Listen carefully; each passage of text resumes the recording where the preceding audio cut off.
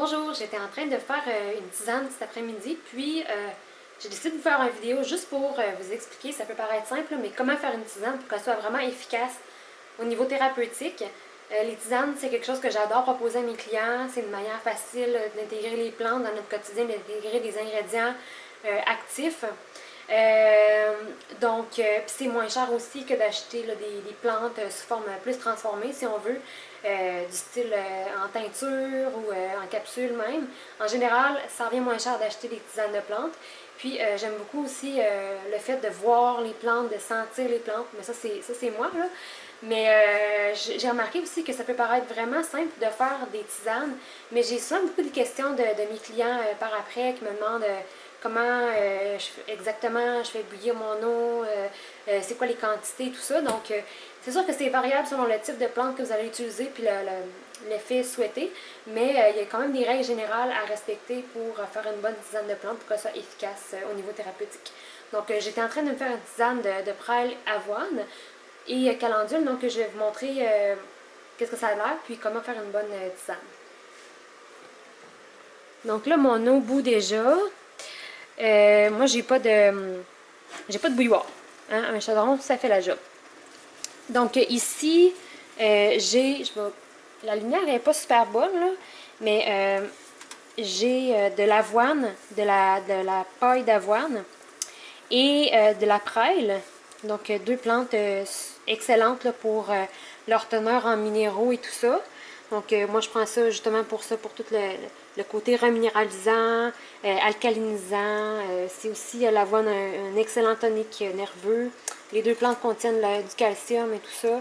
Donc c'est vraiment super pour les os. Je pourrais en parler longtemps, c'est des bonnes plantes toniques à intégrer à tous les jours dans notre quotidien. Puis j'avais aussi de la calendule, la fleur de calendule, qui est une des meilleures plantes là, pour tout ce qui est réparer les blessures, cicatriser. Mais moi, je l'utilise pour l'intestin parce que justement, elle va aider à vraiment aller réparer la muqueuse de l'intestin, puis désenflammer l'intestin. Donc, en général, c'est une plante que j'adore aussi. Elle est peut-être moins bonne au goût par contre, mais les deux ensemble, là, ça va être quand même correct. Donc, quand on veut faire une tisane de plante, la première chose, c'est d'avoir une plante de qualité. Vous voyez ici, la plante, elle est vraiment sous sa forme entière. On peut vraiment, c'est pas une poudre, c'est vraiment, on voit on sent la texture de la plante et tout ça. Puis on peut sentir aussi beaucoup son arôme. Et même chose pour la calendule, là, c'est vraiment pas comparable là, à un sachet de poudre. Là. Ici, on a vraiment une plante là, entière, là, la fleur entière. Donc déjà, on sait que c'est une bonne qualité. Puis, les plantes que j'ai choisies sont biologiques, donc ça aussi, c'est quand même important parce que thérapeutiquement parlant, on veut prendre des plantes pour se soigner, mais si on prend des plantes qui sont bourrées de pesticides, en plus d'avoir moins de propriétés, on se rajoute des problèmes là, avec les pesticides aussi là, dans notre corps. Donc, pour préparer ma tisane, moi, j'aime beaucoup utiliser un infuseur comme ça ici. On peut appeler ça aussi une cafetière Bodum ou une presse française, peu importe. Je vais vous montrer le mécanisme. C'est juste ça ici. Il y a comme un espèce de petit tamis là, qu'on va utiliser là, pour quand ça va être le temps là, de faire l'infusion. Donc, je ne mettrai pas toutes les plantes au complet. C'était juste vraiment pour vous montrer la plante. J'en mets juste une certaine quantité. Un petit peu de calendule. La calendule, ça a un goût un petit peu amer. C'est pas toujours super bon au goût, mais ça a tellement des belles propriétés qu'on peut pas s'en passer. Je vais rajouter... Bon, ça, finalement, je vais le mettre au complet, là. Parfait. Super. Donc, mon eau bout. Donc, quand on va faire une infusion de plantes, en général, il faut faire bouillir l'eau. Il y a certaines plantes qui vont être mieux extraites à froid, c'est-à-dire qu'on n'a pas besoin d'eau chaude. Donc, on les infuse là, avec de l'eau froide. Souvent, le temps d'infusion va être plus long aussi. Bon, j'ai peut-être pas assez d'eau pour la quantité de plantes que j'ai mis. Mais encore là, c'est juste que ça fait une tisane vraiment concentrée. Mais il reste que les propriétés sont là quand même. Je pourrais l'allonger plus tard avec de l'eau froide là, si je voulais. Donc ensuite, vraiment très important de placer un couvercle. Donc ça ici. Oups. Pour vraiment conserver toutes les propriétés. Donc on ne veut pas que ça s'évapore. Surtout, ce conseil-là est surtout utile là, pour tout ce qui est les plantes aromatiques. Donc, les plantes aromatiques ont beaucoup d'huile essentielle. Euh, comme la chili millefeuille, par exemple, la lavande, le romarin, toutes les épices, ils ont beaucoup d'huiles essentielles. Puis les huiles essentielles sont très volatiles, c'est-à-dire ils vont s'évaporer finalement là, avec la vapeur. Donc, on ne veut pas perdre les huiles essentielles parce que c'est ce qui contient le plus de propriétés en général.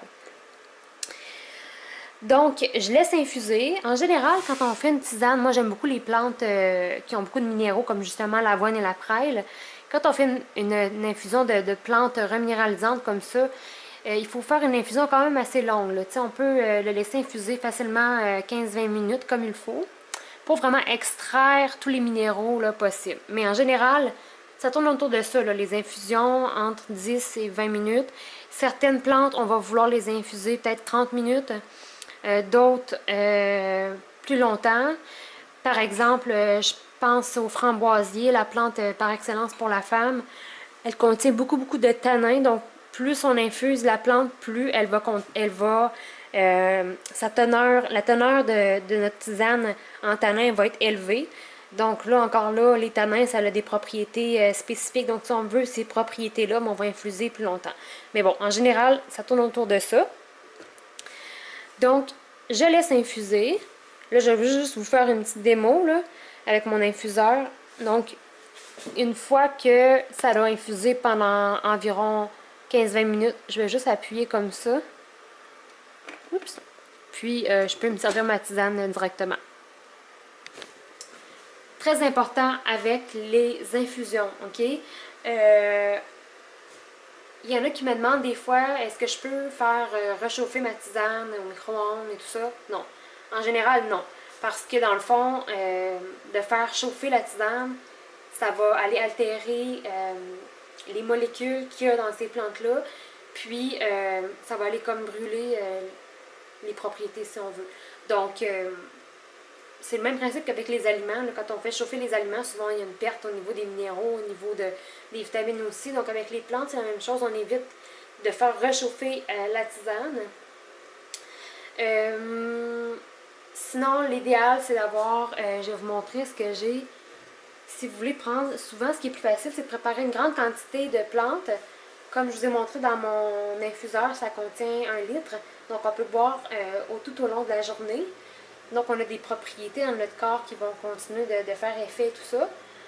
L'idéal, c'est d'avoir une espèce de bouteille comme ça. OK? Ça, c'est en stainless. Donc ça va vraiment garder la chaleur tout au long de la journée. Là.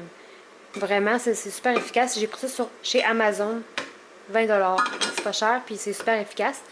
On évite tout ce qui est en plastique, évidemment, parce que le plastique contient des substances qui sont pas très bonnes pour la santé et qui sont des perturbateurs au niveau du système endocrinien, donc les hormones. Donc, on évite tout ce qui est en plastique. Et en verre, ben, on s'entend que c'est pas pratique, là. C'est plus lourd, c'est plus... il y a des risques de casser. Donc, moi, je recommande vraiment des bouteilles comme ça en stainless. C'est vraiment ce qu'il y a d'idéal. Puis ma bouteille là est pratiquement 1 litre, donc pas tout à fait 1 litre, mais souvent quand je prépare ma tisane du matin, là je vais le remonter là, pour qu'il infuse. Je prépare dans mon infuseur ici, puis je prends juste un petit verre avant de partir et je verse le reste dans ma bouteille. Donc voilà, mais c'est sûr qu'il y a plusieurs... il y a plusieurs spécificités par rapport aux infusions là, de plantes, par rapport à la plante que vous allez infuser, tout ça. Donc, chacune a ses petites particularités, mais en général, c'est comme ça qu'on fait une infusion de plantes. C'est ça. Donc, point important, avoir une plante de qualité, faire bouillir l'eau, infuser quand même un temps respectable, puis toujours avoir un couvercle, là, idéalement, pour l'infusion. Ne jamais faire réchauffer. Puis, effectivement, c'est plus efficace si vous buvez dans la journée même là, pour pas qu'il commence à se développer des bactéries et tout ça, ou que votre tisane là, perde de ses propriétés. Donc, voilà. Bonne journée.